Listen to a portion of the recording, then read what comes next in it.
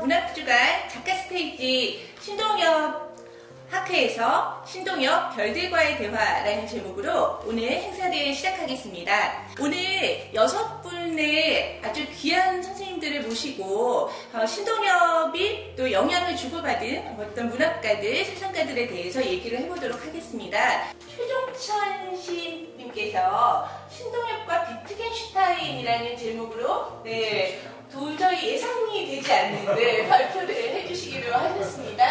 최종천 선생님께서는 시인이시면서 또 신동엽 문학상을 수상하신 분이시기도 하셔서 신동엽 시인에 대한 또 마음 남다르실 것 같습니다. 네, 그러면 모셔보겠습니다.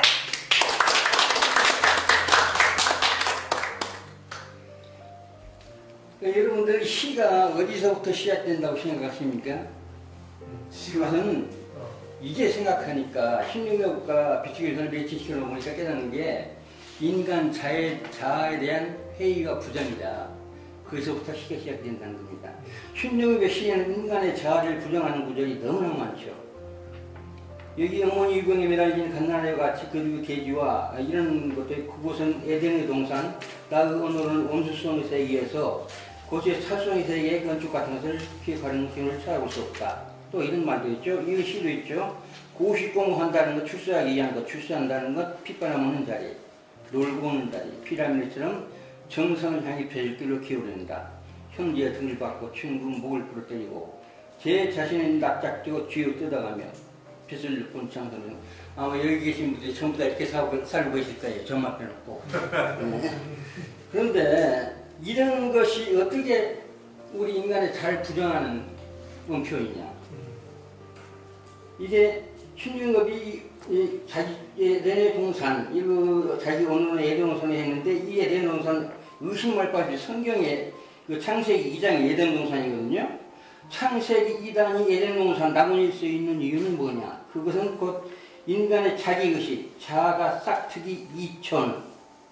그러니까 실제로 어린이들, 자아가 형성되기 이전의 어린이들, 그 세계이기 때문에 바로 나원일 수 있는 거죠. 그래서 창세기 2장은 이렇게 끝납니다. 아담과 이후 그 안에 두 사람이 벌거벗으나 부끄러워하지 아니하니라.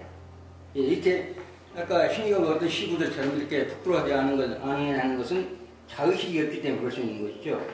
그런데 이렇게 신동엽이 이렇게 웅하게 그 인간의 자아에 대한 회의와 부정을 표현하고 있는데 비트겐슈타인은 인간의 자아에 대해서 이렇게 말하고 있습니다. 그 노주천한 농구 5의 632 명제 주체는 세계에 속하지 않는다. 그것은 오히려 세계의 한계이다. 그 다음에 5의 633 세계 속 어디에서 형이사각적 주체가 발견될 수 있는가. 이 앞에 주체는 인간을 말하는 겁니다. 그 뒤에 세계 속 어디에서 형이사각 주체를 부연에 설명하고 있는 거죠. 그럼 형이사각적 주체는 왜 그렇게 말하는가. 우리 인간이 꿈꾸고 욕망하고 추구하는 것들, 뭐 사랑을 하고 행복하고 뭐 선하고 이런 것들은 비논리적인 것이거든요. 비논리적이기 때문에 형용자인 것이고 또 이 뒤에 명제가 나오는데 윤리학의 명제는 엄표될 수 없다. 또 비트겐슈타인이 이렇게 말합니다. 그 윤리학과 미학은 하나이다. 그러니까 우리가 추구하는 그 사랑하고 행복하고 이거 선하고 이런 것이 논리적인 문제이기 때문에 거기서부터 모두 윤리학적, 미학적 문제가 따라나오는 것이죠. 그런데 윤리학적, 미학적 명제는 원표될 수 없다는 겁니다. 이렇게 인간이 자아를 부정하고 있어요.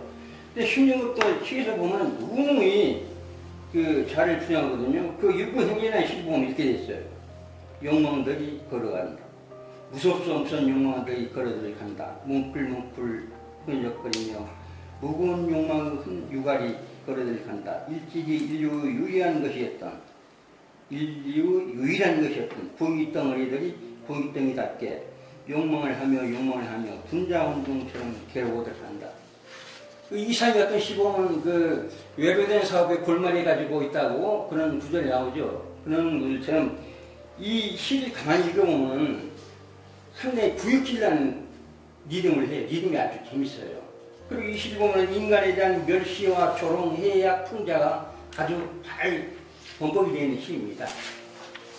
인간이 어떤 면을 멸시하고 조롱하고 해야 합니까? 바로 그렇게 그냥 더 출세하고 성공하겠다고 시골을 치면서 사는 그런 인간들의 모습을 아주 불쌍하게 보고 있는 거죠, 신동엽이. 이게 알고 보면 인간의 자아를 부정하는 태도라는 얘기입니다.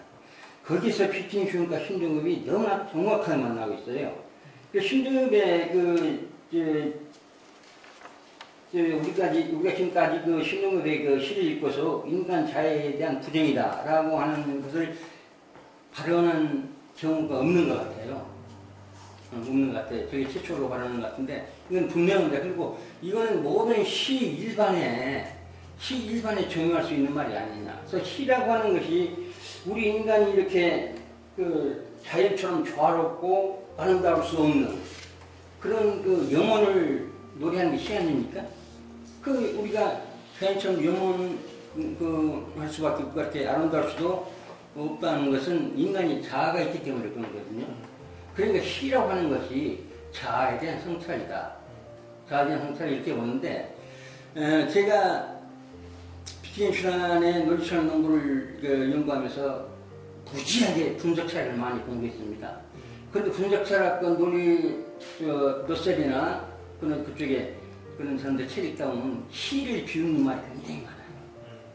그러니까 노셀은 이렇게 말합니다.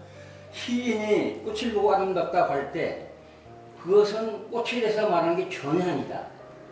그건 자기 자신에 대해서 말하는 것이다. 자기 자신이 느끼는 말을 말하는 것이니까. 이건 뭐냐면 T.S. 엘리트가 그 전통과 에비데닝이나 뭐 이런 것을 말하는 걸 보면 그죠. 시는 개성으로부터 도피다. 객관적인 상관물이다 그랬잖아요. 이거는 이 말은 뭐냐면 그건 개성으로 도피가 아니라 오히려 개성 자체라는 얘기예요. 없지 않은 것다는 표현 자체가 이렇게 비우는데 이제 그것에 대해서 논박할 수 있는 근거가 생긴 거죠. 왜? 그것은 자성찰이다. 좋지 아름답다고 하는 그 뒷면에 무엇인가 말이 숨겨져 있는데 그 숨겨져 있는 말이 무엇이겠는가? 그런가? 우리 인간은 저렇게 아름다울 수가 없구나 하는 자아에 대한 성찰과 탄식. 신동엽은 줄곧 이런 영혼을 얘기한 거죠. 그리고 신동엽의 그 시와 사물리고는 굉장히 논리성이 같습니다. 아주 논리적 논리적으로 세계를 본 게 아주 밝아요. 그래서 그런 것을 읽고 그 유중호 선생님이 뭐 이렇게 그냥 뒤로 돌아올 수 있다니 뭐 이렇게 하는 거는 정말 옳지 않은 말인 것 같고, 그런 점에서 신동엽 씨를 좀 다시 다른 시각에서 읽어야 되지 않느냐, 저는 이렇게 생각하거든요. 그리고 또 그 금강이나 강 이런 시편을 통해서 그 얘기하고 있는 시인이 우리가 인간이 살아볼 수 없는 역사, 우리가 살아온 역사의 배변의 역사, 그런 것을 생각하고 쓴 시거든요. 그러니까 역사라고 하는 것이 승리한 자들의 기록이라면은 패배한 자들의 기록을 하고자 한 거예요. 그게 패배한 자들의 기록을 한번 말해야겠다, 그거란 말이에요. 근데 승리한 자는 패배한 자가 있기 때문에 승리할 수 있거든요. 그러니까 그런 것을 본다면은 신동엽 씨 그 강의나 누군가에서 얘기하고자 하는 그런 거는 시로서 얘기할 수 있는, 포착할 수 있는 가장 예리하고 가장 의미있는 주제가 아니냐, 저는 그렇게 생각을 합니다. 제가 신동엽으로 생각을 하십니다만은 저 자신이 생각하기를 제가 가장 신동엽 피인에 근접하는 신이 아닌가. 더 이상은 생각을 해보는데 나중에 신동엽 씨를 새롭게 읽어야 되겠다. 여기서 드린 말씀입니다만 그 정권 문화사들에게 이게 아주 중요한 시예요. 신동엽 씨 전체에서. 근데 제가 그것을 해석을 해가지고 저 관장한테 줬더니 형님 지금까지 정권 문화사대회가 무슨 얘기를 하는지 전혀 몰랐던 거예요. 이 시가 우리 전혀 얘기한 적도 없고 몰랐대. 근데 형님이 제대로 말했네. 나한테 그러더라고 이 친구가. 그래서 그래? 난 그러냐고 그러는데 하여튼 신동엽 씨를 지금부터 좀 제대로 읽어보자. 여기 저 비평 위원장 우리 선생님과 많으신데 수고를 부탁합니다. 네, 감사합니다. 너무 짧게 했어.